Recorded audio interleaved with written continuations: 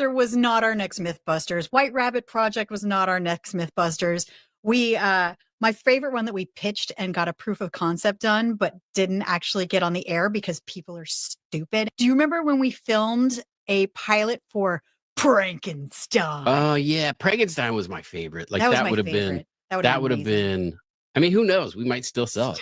It was science plus pranks. Are you kidding me? It would have been the best if any network executives are watching this right now. I feel like that show would be a no-brainer nowadays, especially with so much crazy technology that's coming out daily, where you're just like, you're seeing these videos online and you're like, is that real? Is that fake? And I just feel like we could just blow the lid off of like what people's perceptions are when it comes to technology and science and pranking them at the same time. Who knows? Let's stick a pin in that one. That one might actually get made.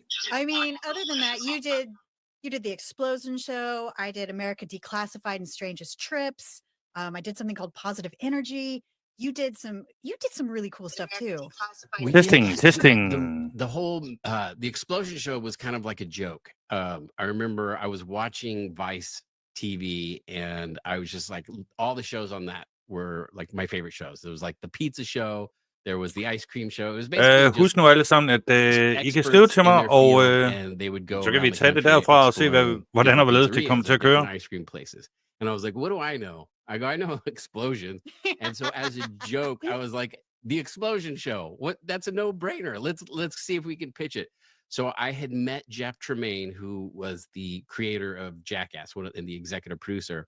And so I pitched him, and I knew that they were doing a bunch of shows with Vice. And so I went to him, pitched him.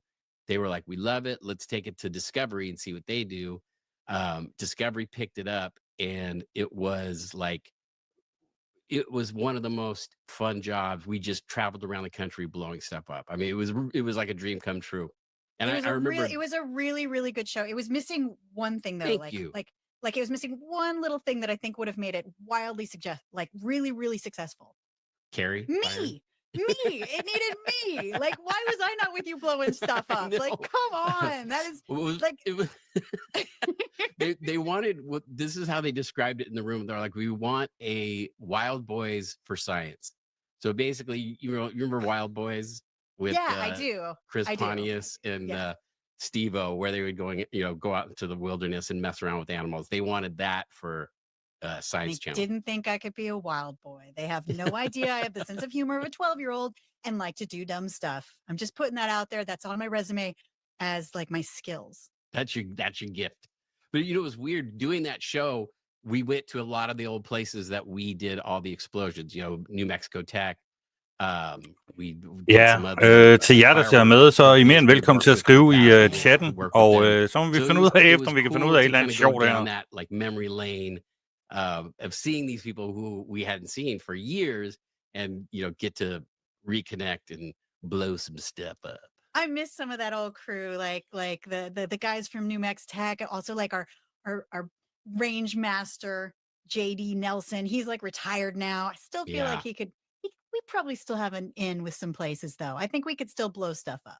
So going back to Thrill Factor, we did an episode where we were in Las Vegas. Do you remember this? And we went